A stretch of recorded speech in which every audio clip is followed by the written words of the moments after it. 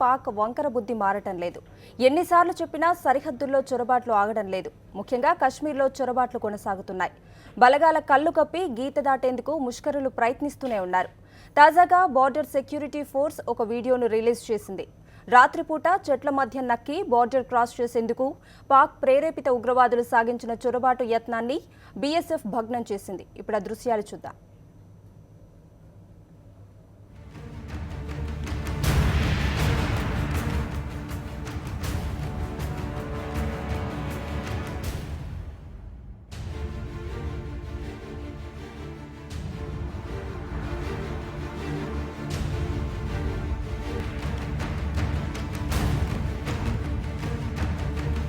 పాకిస్తాన్ మళ్లీ బరి తెగించింది. కాల్పుల విరమణ ఒప్పందాన్ని ఉల్లంఘిస్తూ భారత పోస్టులపై కాల్పులకు తెగబడింది. ఈ కాల్పుల్లో 6 పౌరులతో పాటు ఒక ఆర్మీ జవాన్ ప్రాణాలు కోల్పోయారు. నౌషెరా, రజౌరి, ఆర్నియా, సాంబా, ఆర్ఎస్పురా సెక్టార్లో పాక్ రేంజర్లు కాల్పులు జరిపారు. నౌషెరాలో మోటార్లతోనూ దాడులు చేశారు. భారత భద్రతా దళాలు వాటిని బలంగా తిప్పికొట్టాయి. అయితే పాక్ సేనల కాల్పుల్లో జమ్మూలో ఒక ఆర్మీ జవాన్ అమరుడయ్యాడు.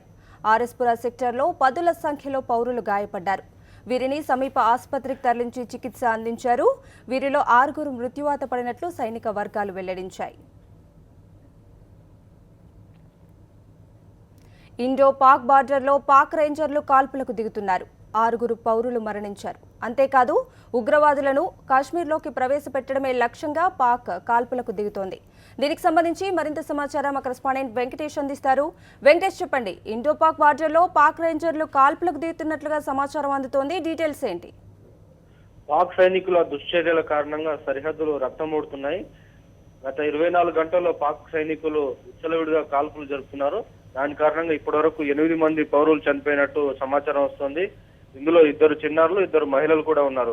పౌరులను లక్ష్యంగా చేసుకొని ఈ సైనికులు కాల్పులు చేస్తున్నారు. చాలా ఆందోళనకు గురి చేస్తుంది. నిజానికి పాక్ కాల్పుల విరమణ ఉల్లంఘిస్తూ బీఎస్ఎఫ్ పోస్టుల పైన నిన్న మొన్నటి వరకు కాల్పులు జరుపుతూ కనిపించేది. కానీ ఈ రోజు ఉదయం నుంచి వీరంతా నేరుగా పౌరులకు లక్ష్యంగా చేసుకొని పాకిస్తాన్ సైనికులు కాల్పులు జరుపుతున్నారు. పౌరుల నివాసాలపైన కాల్పులు జరుపుతున్నారు. దానివల్ల 2 మహిళలు చనిపోయారు. సాంబా, అర్నియా, రాజౌరి ఈ 3 సెక్టార్లలో ఉన్నటువంటి గ్రామాలపైన ప్రధానంగా పాక్ సైనికులు కాల్పులు జరుపుతున్నారు. మోటార్స్ తోనూ షెల్లింగ్ తో పెద్ద ఎత్తున కాల్పులు జరుపుతుండడంతో చాలా మంది గాయపడ్డారు. 18 మందిని ఇప్పటికే గాయపడిన వారందరినీ సమీపంలో ఉన్నటువంటి ఆసుపత్రికి తరలించి చికిత్స చేస్తున్నారు. ఇప్పటికీ 8 మంది చనిపోయినట్టు సమాచారం వస్తుంది. ఇంకా ఈ సంఖ్య పెరిగేటువంటి ప్రమాదం ఉన్నట్టు కూడా మనకు సమాచారం వస్తుంది. మొత్తానికి సరిహద్దులో చాలా ఉద్రిక్తమైనటువంటి పరిస్థితులు నెలకొన్నాయి.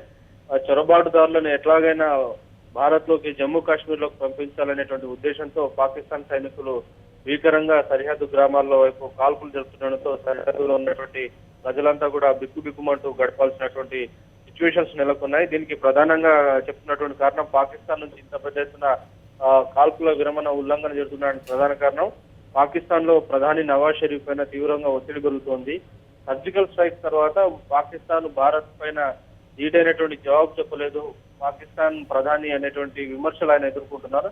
ఆ నేపథ్యంలోనే ప్రధాని నవాజ్ షరీఫ్ పాకిస్తాన్ లో వస్తున్నటువంటి ఒత్తిడిని ఎదుర్కొనేందుకే భారత్ పైన పెద్ద ఎత్తున కాల్పులకు తెగబడుతున్నారని విశ్లేషణలు వస్తున్నటువంటి సిచ్యువేషన్స్. ఈ కారణంగానే సరిహద్దులంతా కూడా రక్తసిక్తమైనటువంటి సిచ్యువేషన్స్ ఉన్నాయి. Right, thank you for the updates Venkatesh.